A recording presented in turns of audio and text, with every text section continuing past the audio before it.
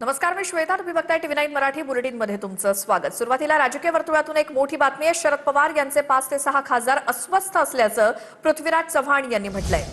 काँग्रेसचे नेते पृथ्वीराज चव्हाण यांनी केलेला हा मोठा दावा. ठाकरेंच्या पक्षासारखीच पवारांच्या पक्षाची अवस्था होऊ शकते. पवारांचे खासदार अस्वस्थ आहेत. पक्ष सोडतील की नाही ते माहिती नाही, असं पृथ्वीराज चव्हाण यांनी म्हटलंय. चिंताजनक खबर निश्चित आहे की त्यांचे 5 ते 6 खासदार अस्वस्थ आहेत. काय करतील माहीत नाही आणि त्याकरता त्याच्या मागं मोदी शाह सरकार हात धुवून पडलेलं आहे की त्यांना विरोधी पक्ष अस्तित्वात असावा अशी त्यांची इच्छा आहे.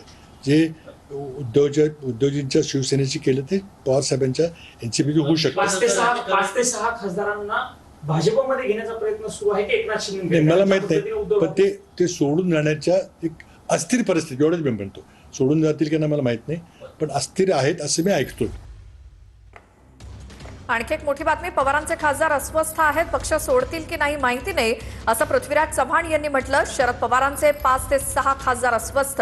काँग्रेसचे नेते पृथ्वीराज चव्हाण यांनी केलेला हा मोठा दावा. ठाकरेंच्या पक्षासारखीच पवारांच्या पक्षाची अवस्था होऊ शकते. हे मोठं विधान माजी मुख्यमंत्री पृथ्वीराज चव्हाण यांचं.